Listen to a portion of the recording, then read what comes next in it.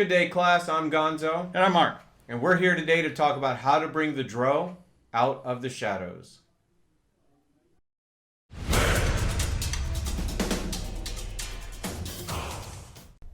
All right, Gonzo, you know the problem. You have a player that wants to use Drow in their... Drow. It's Drow. They want to use Drow in their campaign, and you know that you're like, as a DM, you're like, well, they're supposed to be rare, and they're evil. I don't know how that's going to work in my campaign. I don't want those in my campaign. Mm-hmm. Yeah, so the Dark Elves. There's already conflict in just how you say the name. Yeah, as we can see. And there's, as we saw online, there's different whole websites that are discussing how to say Drow. Drow. But anyway, there is a little bit of conflict. In fact, we saw that right away when they're an available race to you in the player's handbook. At the same time, for the Dungeon Master, they're an available monster that you can use against your players. Yeah, don't let that deter you or anything. Yeah, it's a little bit strange. So there's definitely some conflict there. And we wanted to talk about that today as far as their rarity, and how you use them in your campaign. So first of all, Gonzo, if you can kind of give us an idea, what are Drow or Drow? What are they? Were it not for one renowned exception, the race of Drow would be universally reviled. To most, they are a race of demon-worshipping marauders dwelling in the subterranean depths of the Underdark, emerging only on the blackest nights, to pillage and slaughter the surface dwellers they despise. Their society is depraved and preoccupied with the favor of Loth, their spider goddess, who sanctions murder and the extermination of entire families as noble houses vie for position. Yet one Drow, at least, broke the mold. In the world of the Forgotten Realms, Drizzt Do'Urden, Ranger of the North, has proven his quality as a good-hearted defender of the weak and innocent, rejecting his heritage and adrift in a world that looks upon him with terror and loathing. Drizzt is the model for those few Drow who follow in his footsteps, trying to find a life apart from the evil society of their Underdark homes. Drow grow up believing that surface-dwelling races are inferior, worthless, except as captives. Drow who develop a conscience or find it necessary to cooperate with members of other races find it hard to overcome that prejudice, especially when they are so often on the receiving end of hatred. All right, so that's a great introduction to what, kind of the background of Drow. So I'm going to talk just a little bit about how they even ended up where we're at. So going in D&D. And they actually go way, way back into Norse mythology. They had dark elves and they had black elves. Mm-hmm. So they introduced the idea, and even back then they had kind of a dark feel to them.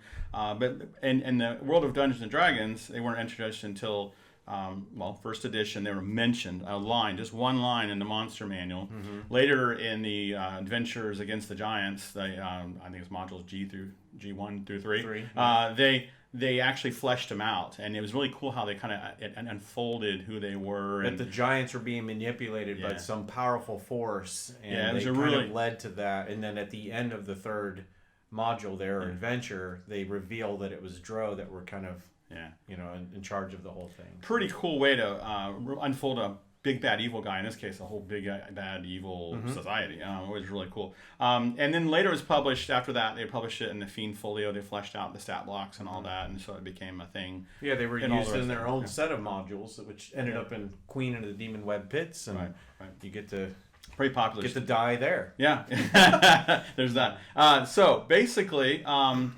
So if you're, based on all this, your dungeon master may be kind of like, I don't know if I want to have that, based on all these things we just talked about. They're like, see, they're evil and all this. First of all, before we say anything about this, we wholeheartedly believe you need to listen to your dungeon master. We're not trying to go and say, yeah, but they said, go, whatever your dungeon master says goes. However, some points to bring up. All right, so if you're considering playing a Drow.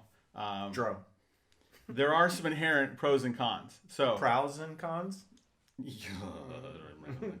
So there are cons. So let's start with the cons. So basically, the prejudice would be the first thing you have to overcome. Prejudice, people they think that dark elves are all the things we talked about. Evil. They're evil, and I can't trust them. So you're going to have that wherever you go, but also your party. Yeah, and that's a pretty big deal. And they may have had experiences for this. They may have had a Drow raiding party come and do something to their village or their town. So you can't just walk up and expect to be accepted everywhere you go if you're playing this. So you have to overcome that. And the other thing is the pronunciation of everything. There's a lot of, so even Drow or Drow, but the names Drizzt or Drizzit or Dowrden or Dowerden. Menza Baranzan, a lot of Z's. A lot of Z's and so that's something you're going to have to overcome. Maybe, I mean, if you're going to be thematic, you're probably going to use some names that have some extra consonants in there. Another con is the sensitivity to light. That's kind of a big one. So what is that sensitivity like? What does that bring? Yeah, one of the cons is that although they get some cool things that we'll talk about in a second, one of the things is they get the ability, their ability to see in the daytime, their perception checks, you have disadvantage on, and all attack rolls you have disadvantage on.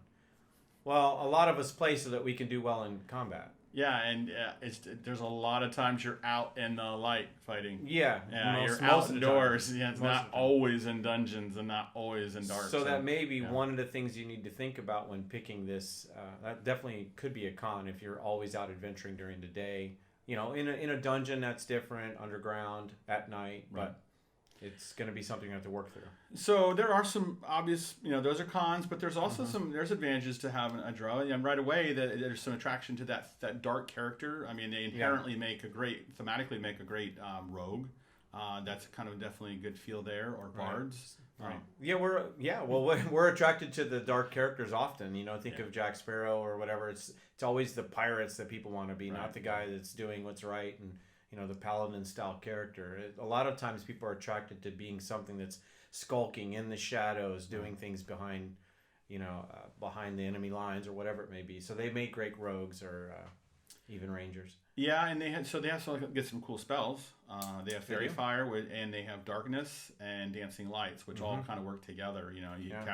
You can cast Darkness on someone else or on yourself, and Fairy Fire on someone else, and now you're great disadvantage of them attacking you and really good advantage of attacking them. Right. So those work really well together. So you have those spells.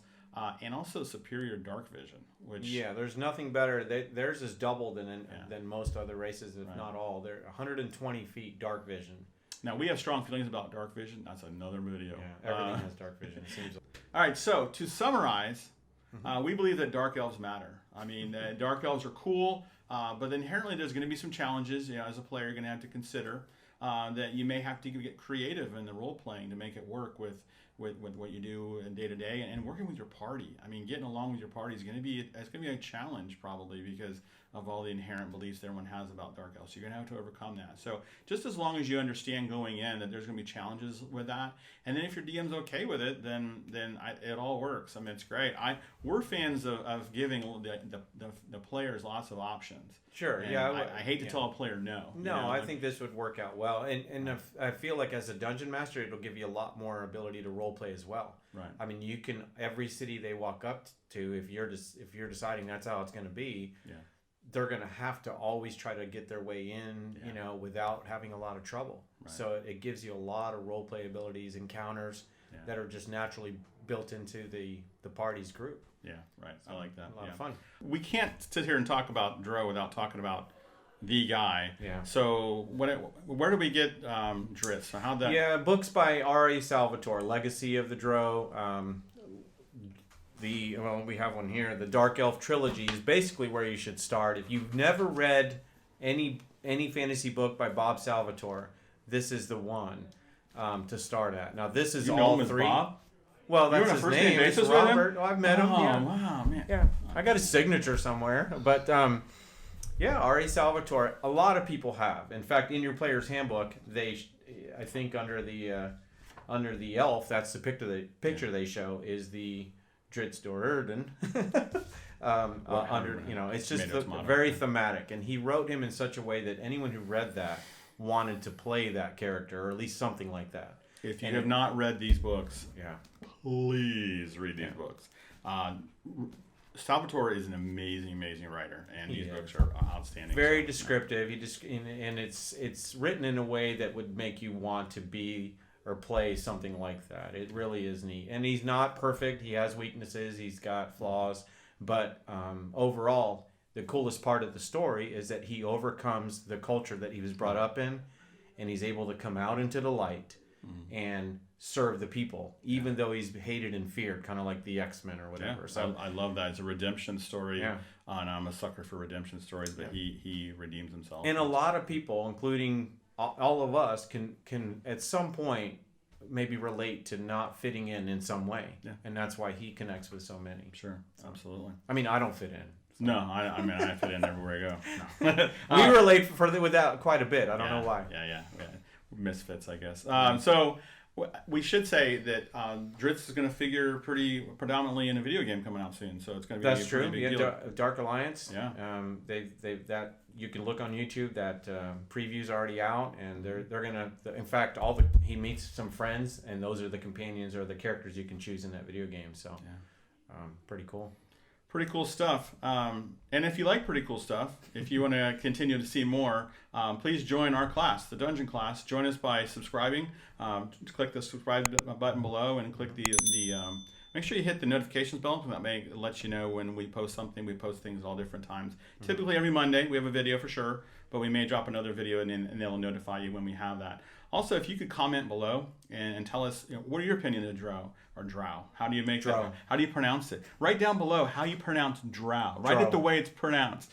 So do that and let us know what your opinion is and allowing them in your game. Do you allow them in your game? Do you not? What are your reasons? We'd like to know below. The comment section is a great place to have that discussion, and we'd like to hear your input. So, and with that, Mark, class dismissed.